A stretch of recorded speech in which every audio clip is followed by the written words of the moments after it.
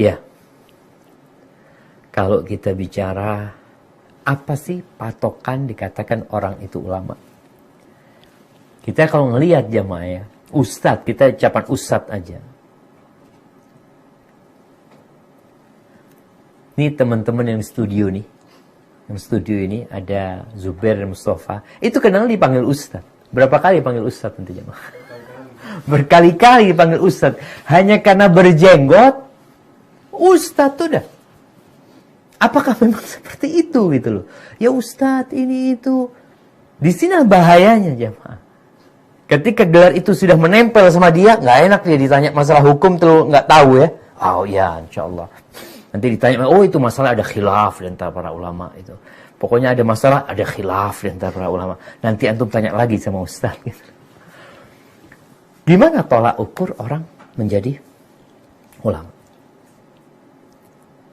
Subhanallah. Kalau nggak salah Al-Imam Malik. Al-Imam Malik ya. Atau Al-Imam Syafi'i. Beliau itu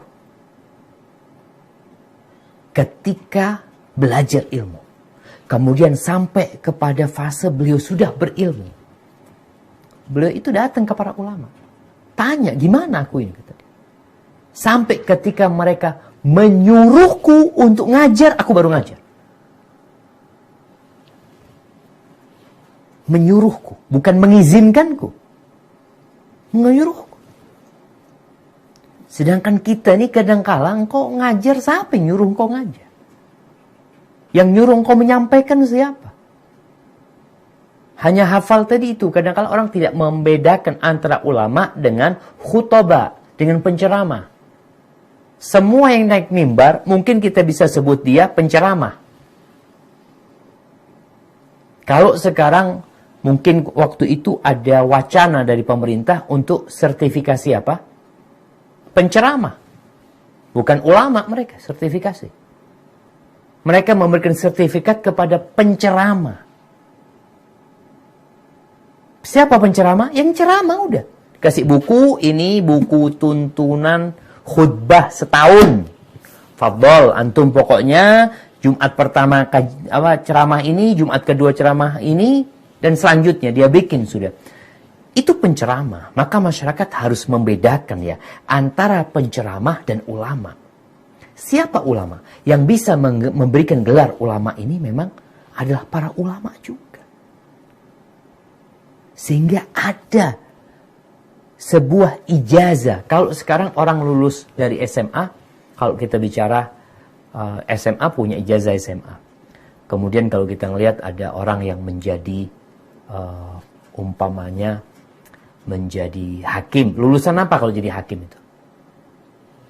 SH, sarjana hukum. Umpamanya ada orang jadi yang bangun-bangun itu arsitek.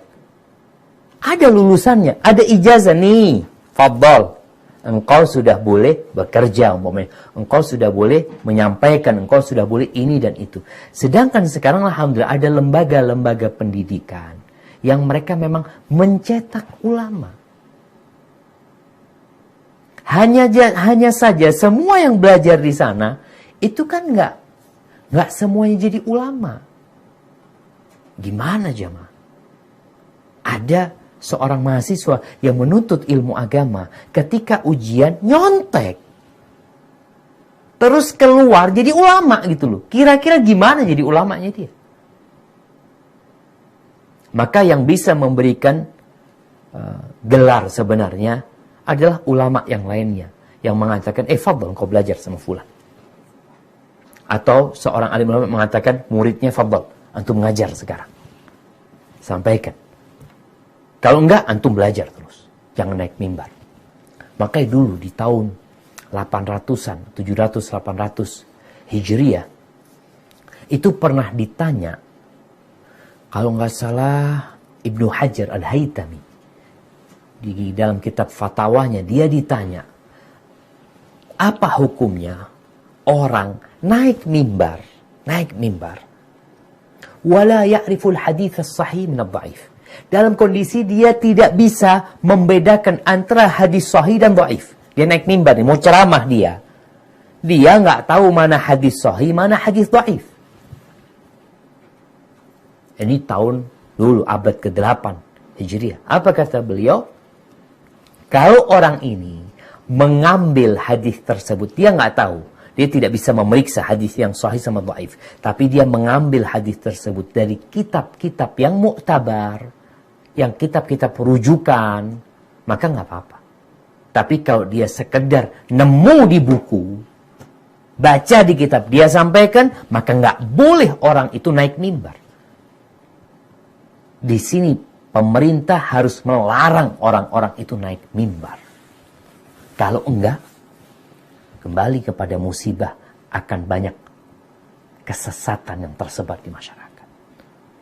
Kembali kepada pertanyaan tadi, bahwasanya kita memang terlalu muda, mungkin mulai sekarang kita ya dapat ilmu lah, paling enggak kita tahu penceramah. Ulama adalah orang yang berilmu, yang dia memahami tentang rukun Islam, rukun iman, rukun ihsan, yang dia mempelajari sholat itu bukan hanya sekedar sholat, tapi dia tahu kapan sholat itu sah, kapan tidak sah. Dia mengetahui syarat, rukun, sholat, ya, kemudian berkaitan dengan puasa, haji, dia mengetahui tentang ilmu-ilmu Islam ini, itu dikatakan ulama gitu. Dan sekarang pun kita berada di masa yang terbagikan sudah ilmu itu. Anak kalau ditanya, ada tanya sama anak Ustaz, tanya masalah muamalat, hukum, jualan ini itu. Anak katakan, la adri, nggak tahu anak.